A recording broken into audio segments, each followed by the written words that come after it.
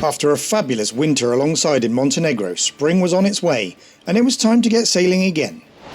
You join us here in the Adriatic Sea.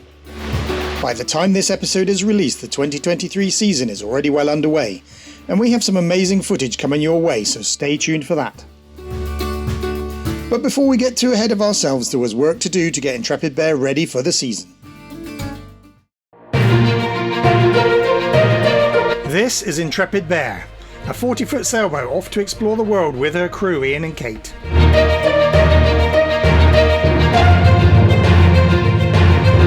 Come aboard and let's see what's out there.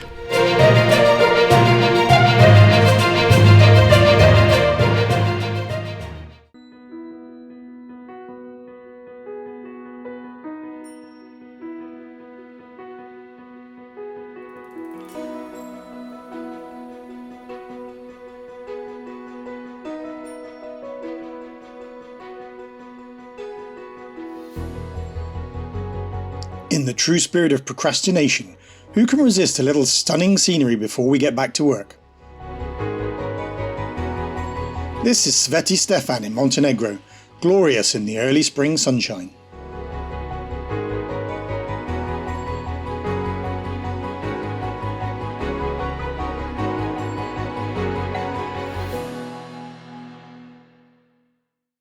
So I've been doing some sewing projects over winter. One of the things I've made is winch covers for all our winches.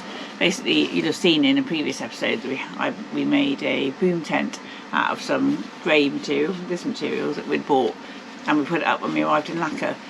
It's really dark, it's really waterproof, it's really thick, which is great for some things, but not for a boom tent we discovered. I'm going to attach some thread, some UV resistant thread, so that I can bunch it around.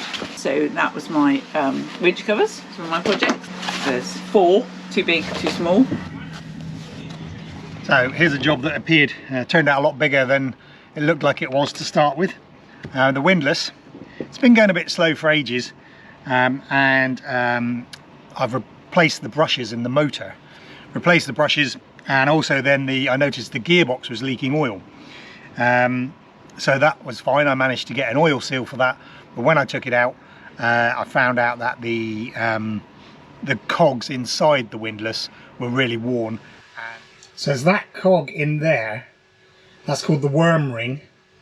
That is badly worn. It's probably really difficult to see on camera, but each of those teeth is like a little blade, and they should be quite chunky, but they're actually quite sharp little blades. So that's where I suddenly decided we need a new windlass. So it went from a little windlass repair to a new windlass. So we've got to get the old one off. But what happens here is the chain actually goes through the metal of the windlass. So the first thing I've got to do is get all the chain out, pull it up out of the boat, out of the anchor locker, so that we can take the windlass off. That's me out of breath and all the chain on deck. What we got at the end here, this is quite important. This is called the bitter end, and you can see the chain is shackled to a piece of rope, and the piece of rope is attached to the boat. In an emergency, and you need to let go all of the chain, so you're badly snagged and you've got to get going. You can't cut the chain very easily, you can cut the rope. So the bitter end is that emergency escape. So yeah, you let all the chain out and cut the rope, and boom, and it's all gone. You don't want to let your chain go because the anchor's worth 1,000, the chain's worth 800 on this boat. But if it was you know, a dire situation, then you could.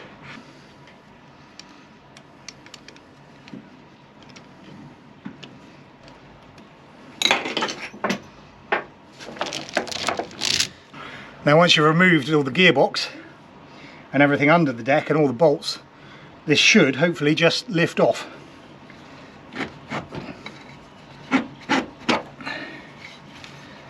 There we go. So there's the shaft. This is the shaft that goes down through and outside under the deck there. So not a lot of huge amount of room up here, but here's the new one. So it's a Liveaboard X2 windlass. One of the clever things they've done is they've printed all the deck templates. So these are the templates if you need to drill the deck on the leaves of the box. So that's an SX2, that's not us.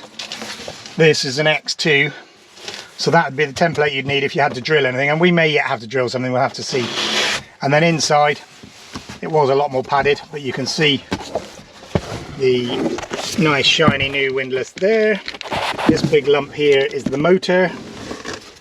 So we just need to get that out now and offer it up to the one on deck and just see how it fits. At this point, the fitting process got a little more awkward, and filming took a back seat. Suffice it to say that after various trials and tribulations, the new windlass was fitted and working brilliantly.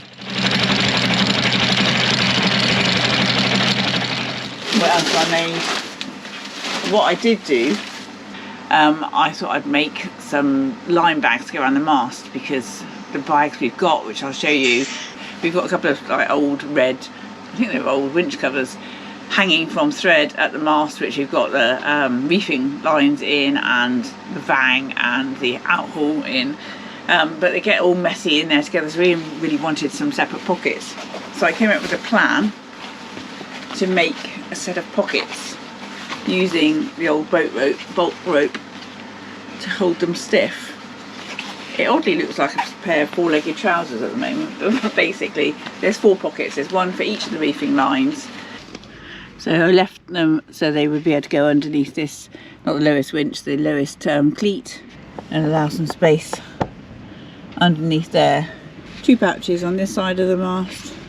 Also you tie the vang into over there, so I'll show you when it's clipped on. The red reefing line on there for the white reefing line, along with the winch handle in there now as well, and they're all on the same strap, but 2 on this side of the mast. I'm sewing onto some webbing clipped on there, and this side is just the same. There's a bag there for the outhaul, actually, I think, and the boot reefing lines, so they'll fit in. It takes a little bit of work to put them away once the sails are down, but the reason for doing it was that it would be much easier when we hoist the sail, the lines will come out, hopefully not in a big tangle and keep having to stop and shake them free and that, so when we go sailing we'll find out.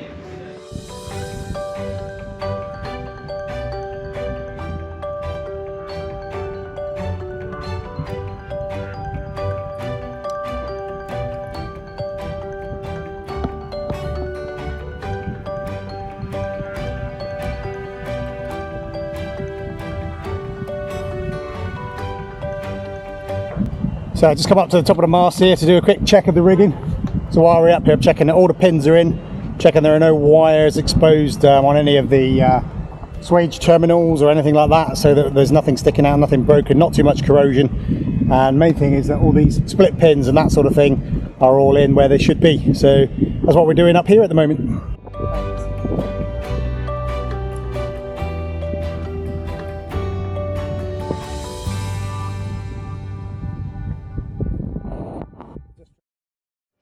Actually goes off centre a little bit so that we can get on and off the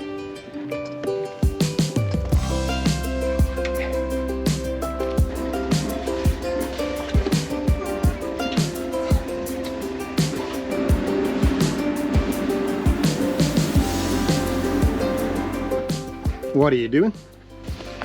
Getting the boat ready to leave the marina for a night, but you know, baby steps.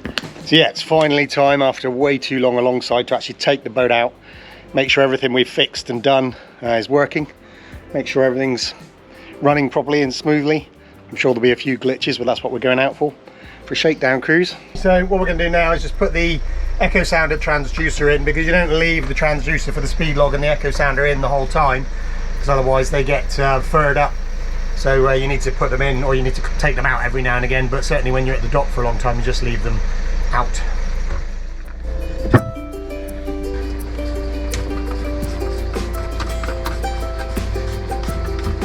Here, Yeah. say anchor control, Yeah. put that in. Clear the furling line, that's ready to go to come off there. Yeah. Main halyard. And the starboard stern line will be the last thing, because with the starboard stern line on I can pull forward and just keep myself tucked up against this boat. gone. And starboard stern line.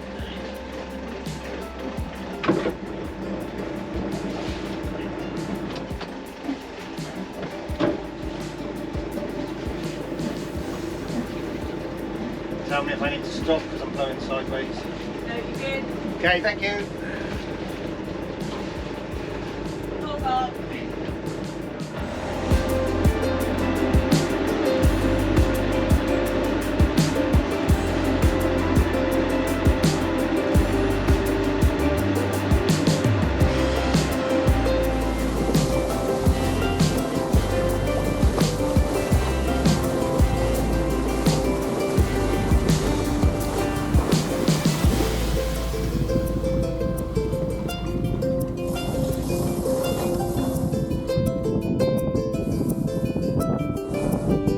All systems were tested and performed faultlessly with only the newly fitted paddle wheel log not showing any speed, despite the paddle wheel being completely clean and free.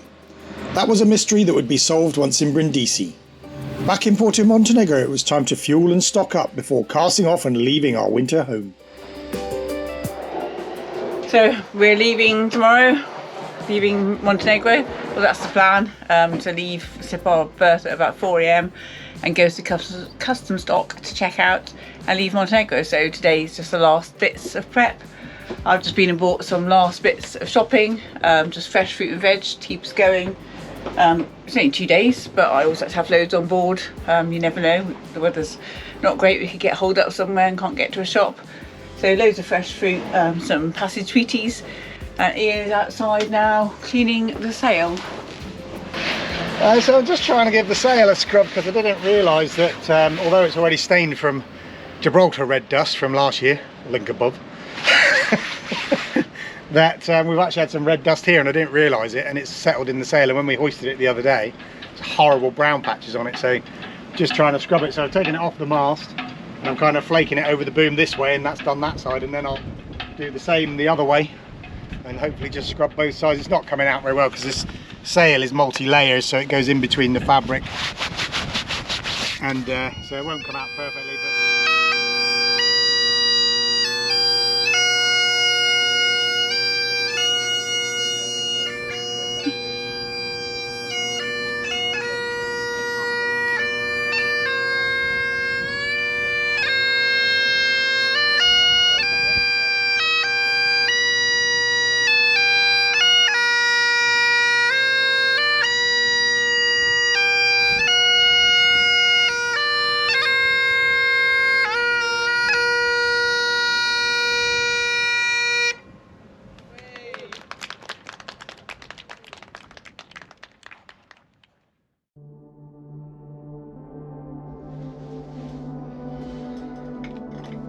okay, so done all the engine checks, done the outside checks, got the sail ready, all that sort of thing.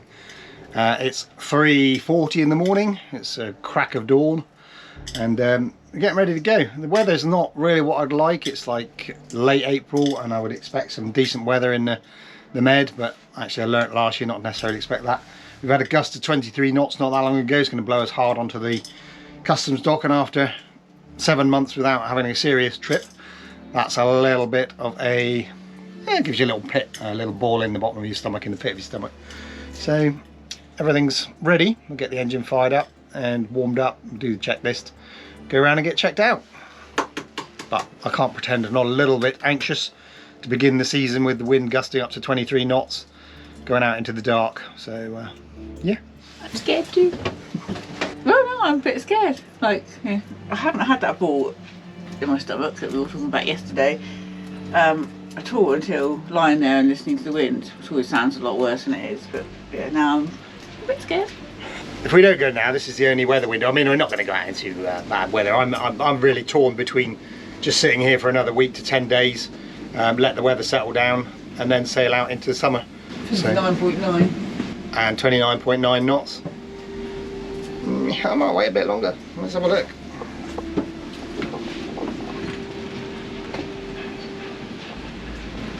I think it is important to make a distinction here. If I was worried for our safety, I certainly would not sail. My worry is more about it being horribly uncomfortable and feeling ill for the trip. However, the wind was dropping as forecast, so we slipped the lines and headed out into the first rays of dawn. Right. Okay, right, we'll have the bow lines first. Do you need a chat first? So when I say... Sorry, I thought you said, do I need to chat first? Because I looked that nervous. No. I need a hug. I just said, did you need to go through what we're going to do? So, bow lines however you like, yes. When I say, and then the port stern line, and the last one off will be the starboard stern line. Okay. Right, I'm ready. Okay.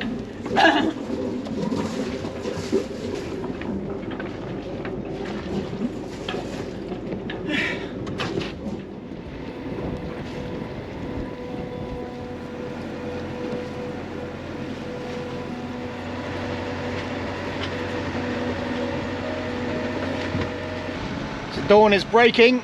It's a lot lighter in real life than it shows on the camera. And we're heading down through the bay out towards the Adriatic, and it will be farewell to Montenegro. 7 months, well, no more than that. We've been here for 9 of the last 12 months, and we arrived here in end of August, and it's now end of April. So it's been home, that's for sure, and it's been cracking place. So we really enjoyed it. And now time to head on down, aiming for Italy. Our first target destination was Syracuse in the south of Sicily, but on current forecasts we didn't really expect to make that in one hop, so we had various bailout ports in mainland Italy in mind if and when we needed them. So 5:30 in the morning, the lights come in quite nicely now. We've changed the navigation back over to daylight mode, and we're just coming down to the bottom of the bay where you go around the corner and look out into the Adriatic. There is about 8 to 9 knots of wind at the moment, but that could be totally different out there because it funnels around in the entrance to the bay here quite significantly. So once we get around the corner, we'll put the sails up. I haven't put them up yet, partly because of the fluky wind, and partly because when we filled the fuel tank, the gauge didn't say we were full, and actually it was overflowing, or trying to overflow. It wasn't leaking, but I worry that it's going to leak when it's right up to the top. So we've motored out of the bay just to burn a little bit of fuel off, and so we can get down to the entrance and see what's going on there. And then once we come out, we'll decide whether we're carrying on and we'll pop up the sails and hopefully hope for a decent bit of wind to propel us across down to the heel of Italy. Okay, so we're just coming out into the Adriatic now. The horizon looks a little bit roughly, you'll not see it on camera. That's a bit of a worry, but we're probably just being nervous Nellies. So I'll spin them, we'll get the spin. Sécurité, all ships, all ships, all ships. This is it. So yeah, we'll turn around into wind and we'll get the sail up, then we'll spin back round, head off on the course we want to go.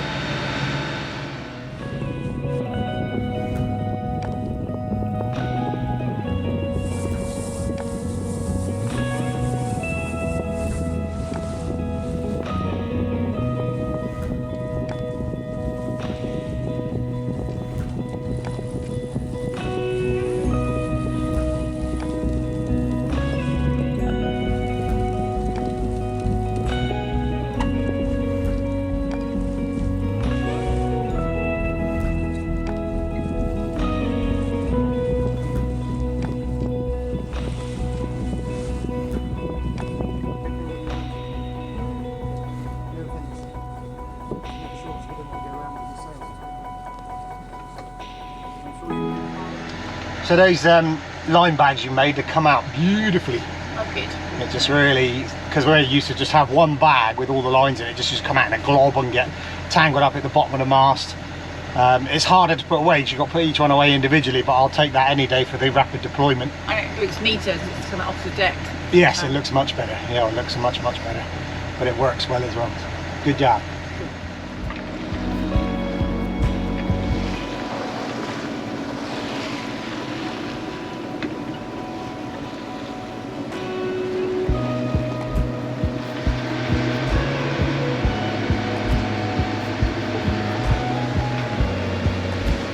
So the wind was dead behind us, but now it is going on to the quarter where it should be, which as we get out of the land effect, hopefully it will. So we'll just give it a few more minutes, and then if it stays out there on the quarter, then should be able to get the head sail out and hopefully start sailing. A little bit of roll out here, a bit of swell. Not unexpected, I guess, after the blow overnight. There'll be a bit of swell rolling around down the Adriatic. It's supposed to be getting less through the day, so Fingers crossed for that one.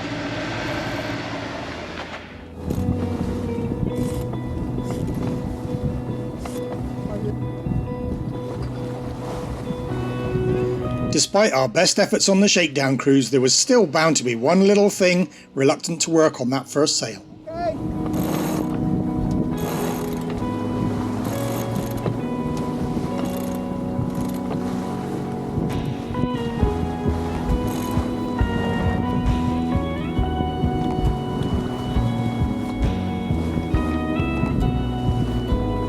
Release the gypsy car as well, please.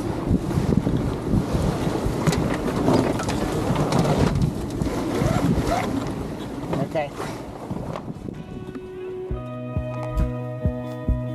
So there we are, leaving our winter home of Montenegro behind us and sailing into the 2023 season.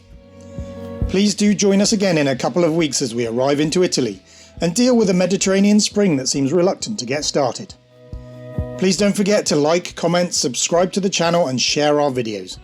Video making is a hobby but an expensive one, so every boost you can give us helps pay for replacing and upgrading our equipment. Thank you so much for watching.